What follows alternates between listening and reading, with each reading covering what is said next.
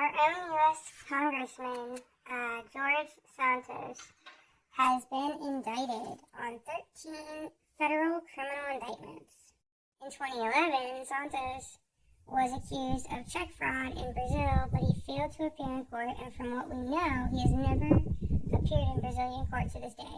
In 2022, he won a seat in Congress, but on May 10th, 2023, he was federally indicted on 13 criminal counts concerning wire fraud, unlawful monetary transactions over 10K, theft of public money, and making false statements.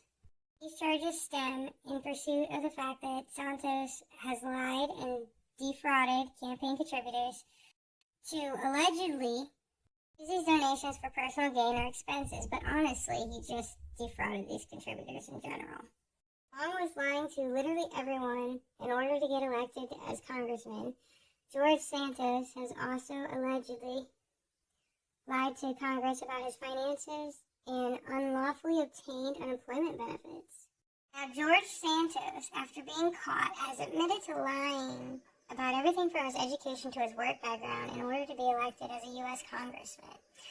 But many have to wonder, how much more is he lying about? Especially given that he's actively avoiding a check fraud case from 13 years ago in Brazil, along with now being accused of defrauding the unemployment office and lying to Congress about his finances. Personally, at this rate, it sounds like the U.S. Attorney just needs to get a warrant for every financial and legal document George Santos has ever created, had anything to do with, or has his name on.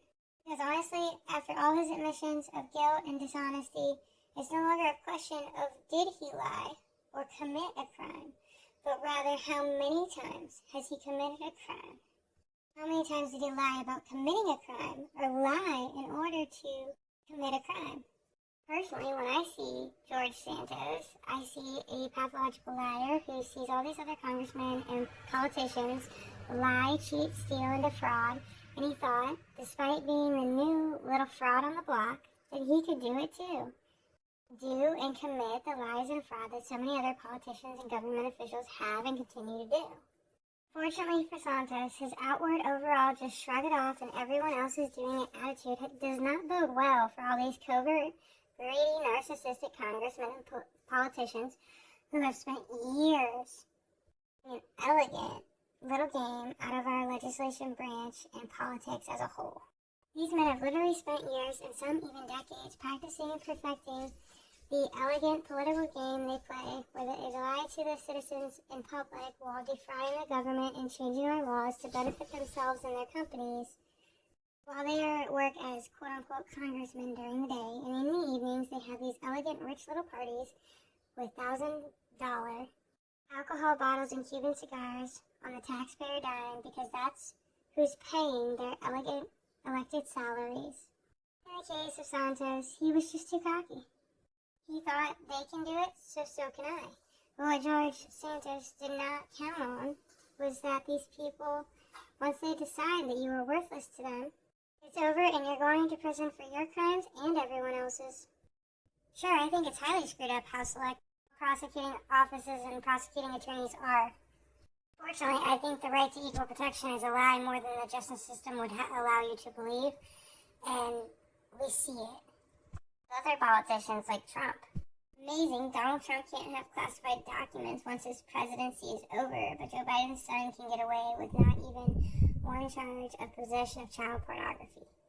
Selective prosecution and violation of equal protection rights are some of the worst legal issues that this country faces.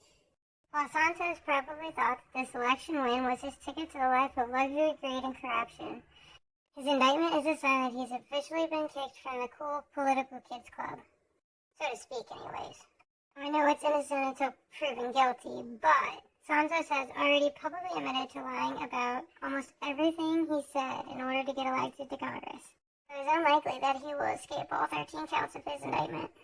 However, I do kind of see Santos making a plea deal, because at some point, the prosecution's deal that will be offered look better than rolling the dice on a jury conviction, especially since Santos damned his chances long before he was ever formally indicted.